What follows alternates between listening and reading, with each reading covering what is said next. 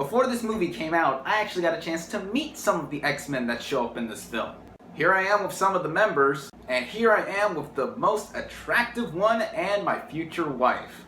Yeah, I know, I'm lucky. What is up, everybody? RandomRandomMan here. Apologies for the late review for this film in particular, but nonetheless, I am going to bring you my review for X-Men Apocalypse, which stars a huge ensemble cast and is directed by Bryan Singer. By the way, there will be no spoilers in this review. You're all safe, as the plot follows the X-Men as they try to stop the dastardly plans of the ancient mutant Apocalypse, played by Oscar Isaac, as he awakens and tries to cleanse the earth of the human race and to take over the world with the help of his team known as the Four Horsemen. I am a fan of the X-Men, not just in terms of the movies, but in some of the material that has come out for the franchise in the past several years. I really like the original film trilogy, X-Men Origins Wolverine. Yeah, we don't talk about that film. The solo Wolverine movie, however, from 2013 that took place in Japan, I did really like. And Deadpool from earlier this year, since it does count as an X-Men spin-off, I also really enjoyed. But the two films from this series that made me fall in love with it was X-Men First Class and X-Men Days of Future Past. I love these two movies. Not only do I think they are some of the best superhero and comic book films in the genre, but they are my personal favorite X-Men films, with Days of Future Past holding the distinction in being the top one in my opinion. So going into this film, I was really excited to see what Bryan Singer, after returning to direct X-Men Days of Future Past, would do with Apocalypse, as the stakes seem to be pretty high with the plot of this film. How was it? Let's run down the whole thing.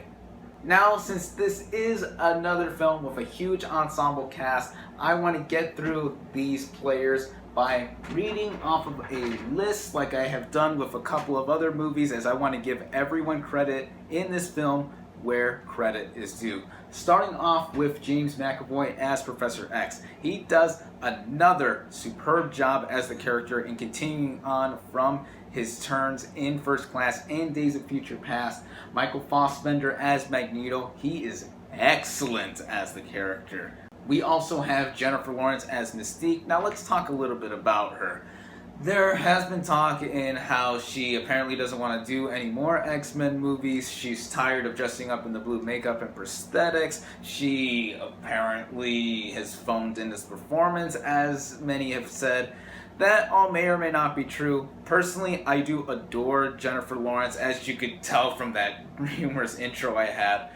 But I will say that she was definitely not bad in this movie. She does a very nice job, like she usually does in any movie she's in. However, I will say that between all three of the X-Men movies she's been in, I think she does the worst in this movie in terms of how she's portrayed the character. But that's not saying she's bad at all. I just wish she had more depth. There is an explanation as to why she's not in her blue persona for a lot of this movie, but the script does give an explanation, and I still think that Lawrence does a pretty nice job. Nicholas Hoult returns as Beast. I like seeing him again in this role. Rose Byrne returns as Moira McTaggart from X-Men First Class. Really surprised to see that she got as big of a role as she did in this film, but it's nice to see her.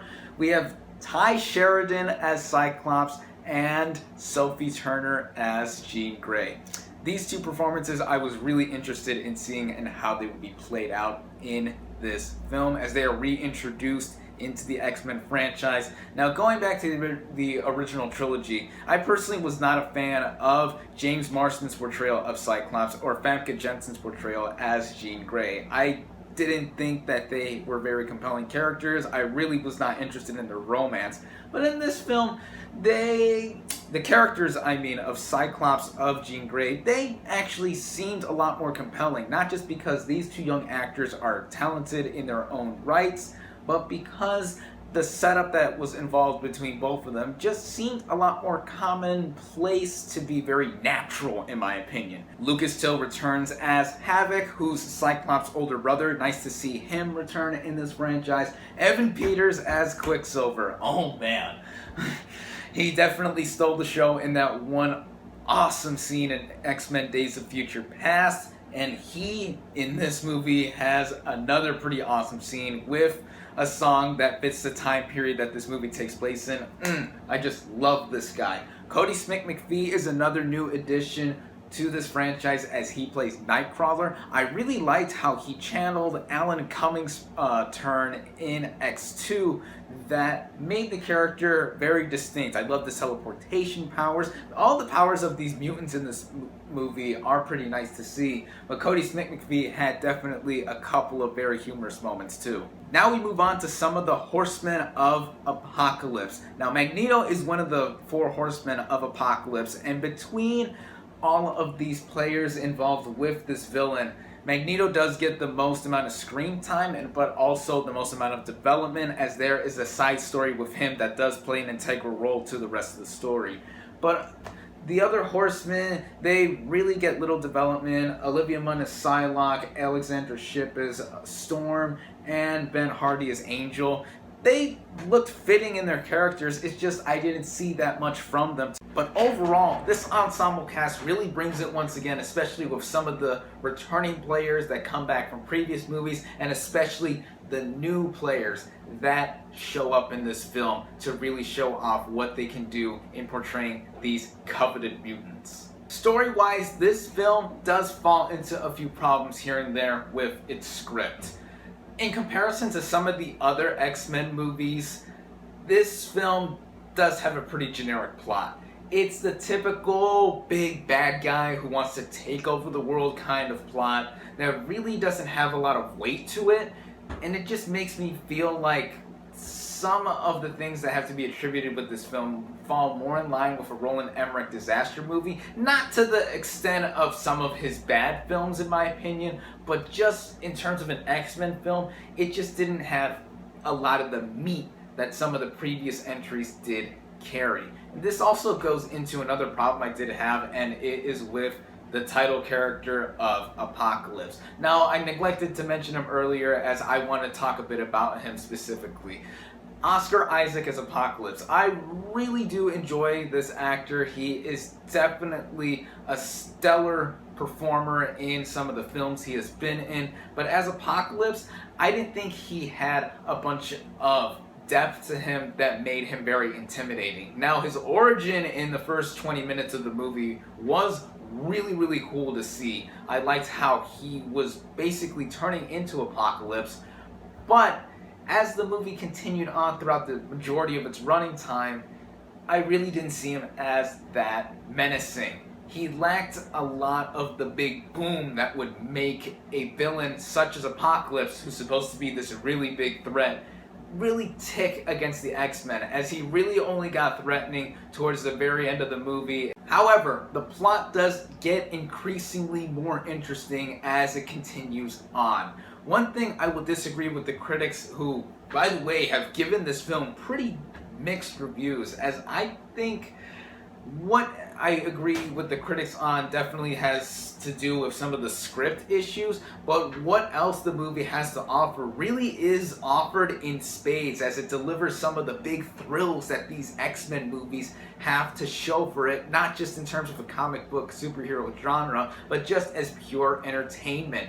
The movie gets increasingly more compelling as it continues, the stakes get raised higher and higher, and there are just scenes after another that make me really want to see what happens next. And that's what a movie should do, make you invested throughout and make you want to see the rest of the events that do play out, especially since there are some standout scenes in this film. Like I said before, Quicksilver has an awesome scene that definitely channels a lot of the pure just awesomeness that happened in X-Men Days of Future Past. There is a scene that is given away in one of the most recent trailers that I won't give away myself, but I'll just say that it further retcons X-Men Origins Wolverine, and it's just freaking awesome. And the final battle that does happen is quite a sight to see. Throughout all of these action sequences, the visuals definitely spruce up a lot of the height in terms of what these mutant characters can do. We see all their unique powers, we just see them being total badasses throughout. It's just what we see an X-Men movie for. Oh, and by the way, I did see this movie in 3D, and I really recommend seeing this film in that format, as a lot of the mutant powers that are shown in this film are truly dazzling to see. This also goes into the production design. This movie takes place in the 1980s, as X-Men First Class took place in the 1960s and X-Men Days of Future Past took place in the 1970s. The world building in this movie is actually pretty sound, and I like how the pop culture is integrated into some of this film. The music definitely fits what the 1980s was all about, and it really makes for something that the X-Men movies really stand out from in comparison to other movies in this genre. It just looks very nice. The editing is very slick. It's very crisp. The sound design, the direction from Bryan Singer. He still knows how to direct an X-Men movie after all these years, ever since the first X-Men movie came out all the way back in 2000.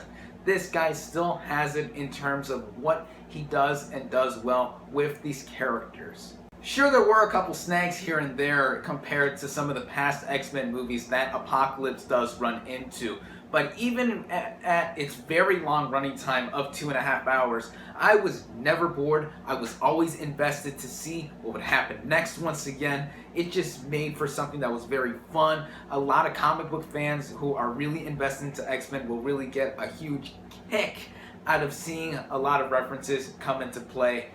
It just makes for a very fun time at the movies, as it keeps on going and going and going to just pure fun, in my opinion. My final thoughts on this movie are that it may be generically written, but it definitely delivers all of the thrills and signature X-Men fun that this series has carried on for over a decade and a half.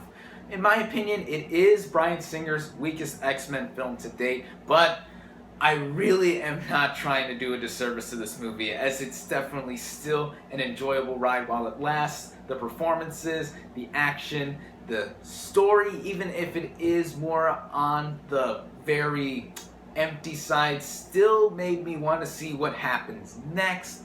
Just the production design, the visuals, everything. It really did feel like an X-Men movie. The biggest compliment I'll give this film is it felt like the most X-Men of the X-Men films that we've gotten thus far. A lot of the scenes really did make me feel like I was seeing a comic book jump onto the screen. It's not my favorite X-Men movie by any means. X-Men Days of Future Past still holds that title, but I definitely do not think it's any of the worst that the X-Men franchise has to really show for itself. It's definitely not at the bottom of the list. No, I'm looking at you, X-Men Origins Wolverine, but I will definitely recommend it. My final verdict for X-Men Apocalypse is 4 out of 5 stars. Thank you all, as always, for watching. Be sure to like this video, comment on what you thought of X-Men Apocalypse, subscribe to my channel for more, and I'll catch you on the next movie review.